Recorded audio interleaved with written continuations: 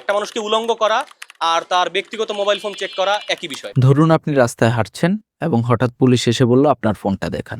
এখন প্রশ্ন হলো, পুলিশ কি সত্যি আপনার ফোন চেক করতে পারে? আমাদের ফোনে থাকে ব্যক্তিগত ছবি, মেসেজ এবং অনেক গোপন তথ্য।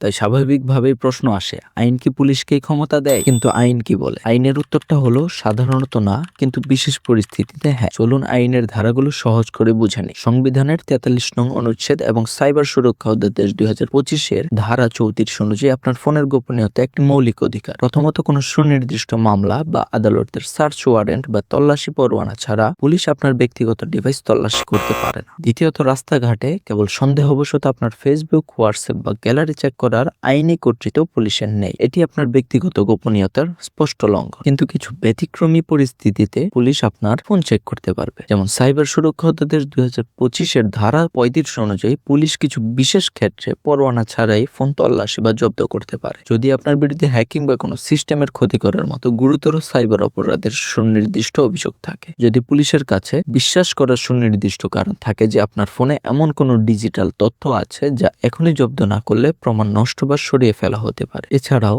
যদি রাষ্ট্রবিরোধী বা জননিরাপত্তার জন্য চরম হুমকি স্বরূপ কোনো কর্মকাণ্ডের সাথে তাৎক্ষণিক সংশ্লিষ্টতা পাওয়া যায়। সার কথা হলো, সুনির্দিষ্ট অপরাধের অভিযোগ কিংবা আদালতের নির্দেশ ছাড়া পথচারীর ফোন চেক করা বেআইনি। আইন জানলে আপনি যেমন নিজেকে রক্ষা করতে পারবেন, তেমনি একজন দায়িত্বশীল নাগরিক হিসাবে পুলিশকেও আইনি প্রক্রিয়ায় সহযোগিতা করতে পারবেন। আইন জানুন, সচেতন থাকুন।